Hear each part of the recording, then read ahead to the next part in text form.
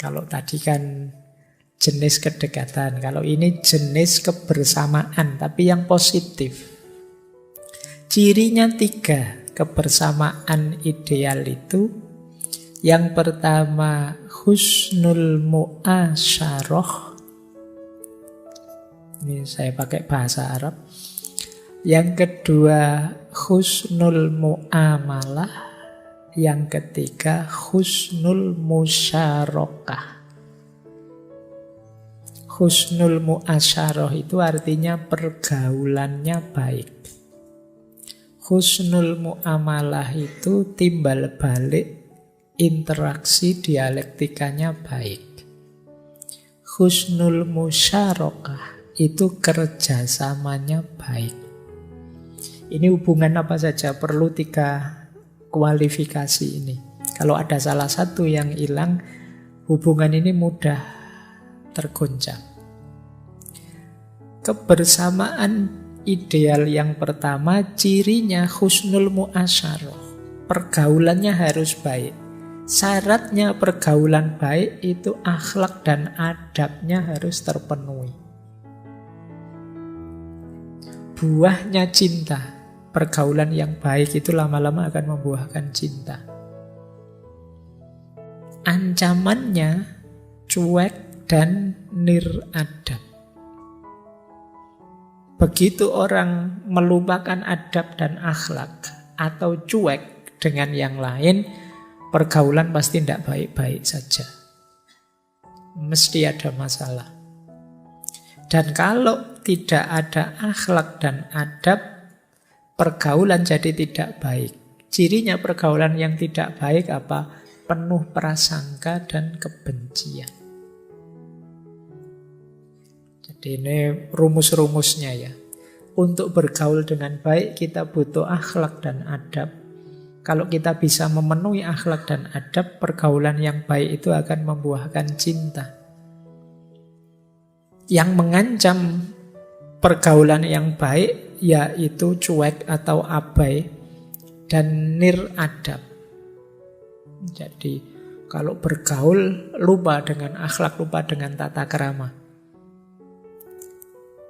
Pengabaian dan niradab itu biasanya akan melahirkan prasangka dan kebencian. Pikiran-pikiran yang negatif terhadap pasangan kita. Ini syarat pertama. Kalau sudah sukses bisa bergaul dengan baik, kita harus lanjut berinteraksi, bermuamalah dengan baik. Syaratnya apa muamalah dengan baik itu? Pemahaman dan komitmen. Pemahaman itu mutual understanding tadi, saling memahami. Dan komitmen, aku hanya ingin yang baik saja untuk dirimu. Aku ingin melakukan yang baik saja untuk dirimu. Buahnya apa? Persatuan, kompak, kedekatan. Jadi interaksi yang baik karena diawali dari niat baik untuk berkomitmen dalam kebaikan, pada akhirnya kita tambah dekat, tambah kompak, tambah bersatu. Jadi kalau ingin membangun persatuan, kita perlu husnul mu'amalah. Untuk bisa husnul mu'amalah, syaratnya husnul mu'asyarah. Ini relasi bisa berdua, bisa bertiga, bisa relasi seluruh bangsa. Jadi ini syarat-syaratnya. Ancamannya apa? Ancaman itu kalau kita melakukan ini ya husnul muamalahnya gugur egoisme. Hanya mikir kepentingan kita sendiri. Hanya mikir kebutuhan kita sendiri, tidak kita pikirkan yang lain. Yang bermuamalah dengan kita itu akan gugur muamalah yang baik. Hasilnya apa kalau kita egois? Perpecahan dan konflik. Kalau teman-teman hari ini merasa, Pak, rasanya kita itu di ambang perpecahan, kok banyak sekali konflik. Coba dilacak ke belakang. Apakah pergaulan kita selama ini sudah baik? kok interaksinya tidak baik, melahirkan perpecahan. Dengan syarat-syarat yang di atas tadi. Sudahkah kita berakhlak, beradab? Sudahkah kita saling memahami dan berkomitmen untuk melakukan kebaikan? Kalau interaksi kita sudah baik, baru kita bisa melakukan yang ketiga. Husnul musyarakah. Kerjasama yang baik. Kalau sudah bersatu, kompak, baru bisa produktif. Kalau tidak kompak, jangan berharap bisa produktif. Karena yang terjadi mesti konflik. Tabrakan kepentingan, perpecahan. Nah, kalau sudah husnul muamalah yang buahnya persatuan, kita akan bisa husnul musyarakah.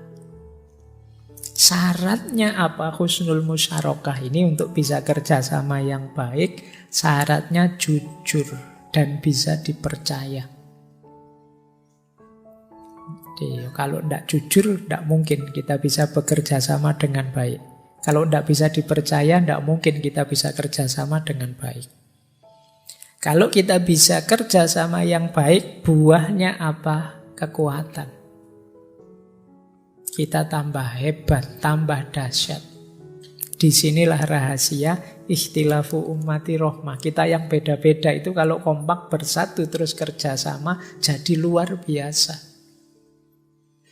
Jadi kuat kita. Ancamannya apa? Kebalikannya. Kalau tadi perlu kejujuran berarti kalau terjadi kecurangan,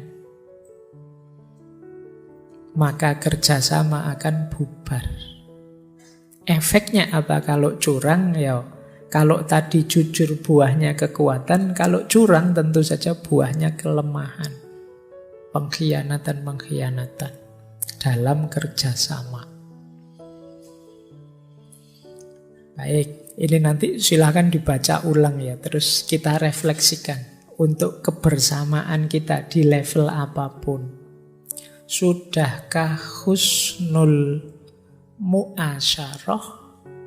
Kalau sudah, apakah sudah naik level ke husnul muamalah? Kalau sudah, apakah sudah mampu melakukan husnul musyarakah?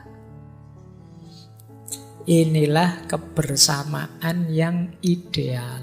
Di level apapun, kalau teman-teman punya organisasi, punya lembaga, itu perhatikan unsur ini. Kalau tidak, ya berat. Melanggengkan kebersamaan, sementara kita sebagai manusia perlu kebersamaan itu. Oke, kita lanjutkan. Kalau ini kebalikannya. Kebersamaan yang merusak. Ya, saya pakai istilah toksik ya. Teman-teman kan familiar dengan istilah toksik itu hari ini. Punya teman yang toksik, punya sahabat yang toksik, punya pasangan yang toksik. Seperti apa sih kebersamaan yang toksik itu? Ini saya merangkum dari mana-mana, ketemunya ternyata banyak. Cirinya kebersamaan yang toksik. Berarti apa? Kok ada kebersamaan yang seperti ini, hindari. Inilah saatnya kita uzlah. Kenapa? Karena kebersamaan di circle kita ternyata merusak. Apa saja kebersamaan yang merusak itu? Yang pertama, kebersamaan yang egois. Tidak saling mendukung. A lack of support.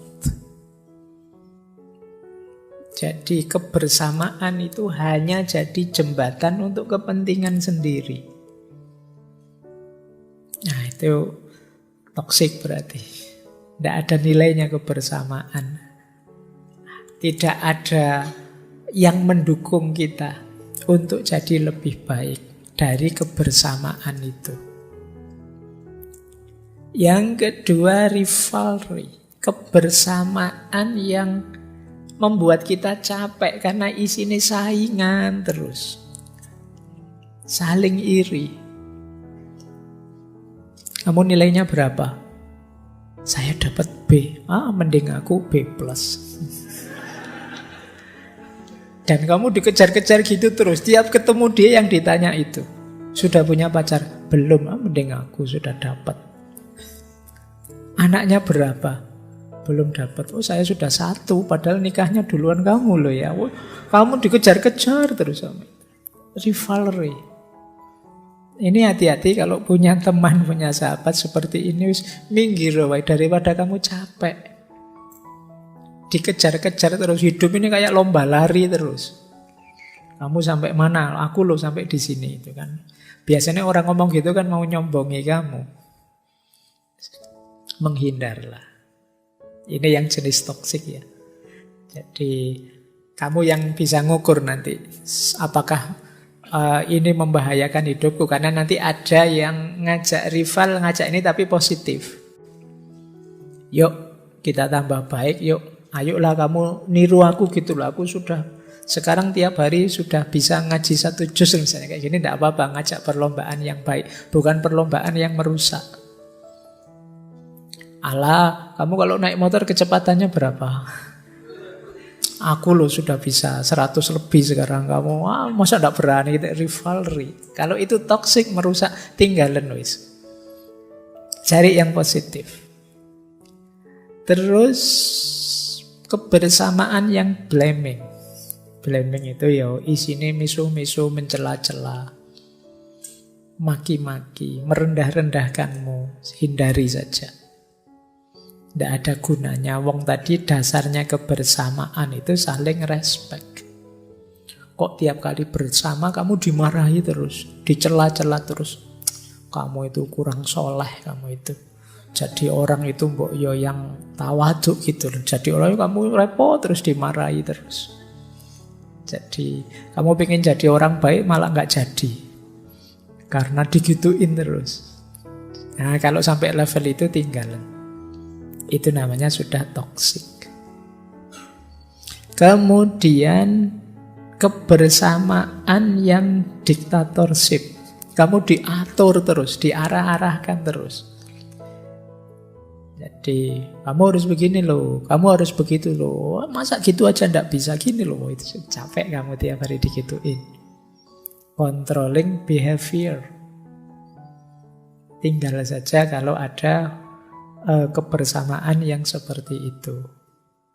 Kemudian kebersamaan yang disrespect, tidak menghargaimu. Tadi ciri-ciri penghargaan sudah ya. Berarti lawannya itu berarti disrespect. Tidak mau minta maaf, inginnya menang sendiri dan lain sebagainya. Itu tidak menghargaimu. Maka itu jenis toksik. Kemudian kebersamaan yang dishonesty, tidak jujur. Ngapain bersama orang yang tiap hari membohongi kita? Atau gaslighting. Gaslighting itu memanipulasi kita untuk kepentingannya. Jadi kita hanya alat baginya untuk kepentingannya. Kita hanya jadi gojeknya yang diminta tiap hari nganter. Kita hanya jadi tukang pijetnya kalau pas kita capek. Kita hanya jadi juru tulisnya kalau kita butuh nulis. Kita dimanfaatkan terus, dimanipulasi terus. Toxic. Tinggal saja kamu tidak berkembang di situ. Hostility kalau ini jelas ya. Penuh kebencian. Jealousy. Sahabat, teman, kebersamaan yang isinya kecemburuan, iri, dengki. Ini membahayakanmu. Apalagi orang dengki, orang hasut. Orang hasut itu dia tidak tenang hidupnya sebelum kamu susah. Kok enak temanku santai-santai, diprank biar susah. Nah, itu jealousy, kamu hati-hati dengan orang yang iri dan dengki padamu. Atau orang yang pasif agresif behavior. Jadi orang yang menyerangmu terus, menekanmu terus. Atau poor communication, tidak bisa diajak komunikasi. ngotot terus. Kalau ngomong ndak bisa nego. Itu berat. Mesti kamu capek meladeni yang begitu. Dan yang terakhir, stres. Tiap dekat dia stres saya Pak. Tiap bareng dia stres saya Pak. Ya wis minggiro, ngapain kamu ladeni? Jadi itu kebersamaan yang toksik. Ayo ya sekarang kamu cek. Mungkin waktumu selama ini banyak habis untuk yang seperti ini. Meladeni ini. Eman-eman. Cari kebersamaan ideal tadi. Hindari kebersamaan yang toksik ini. Akan sangat berat buat hidup.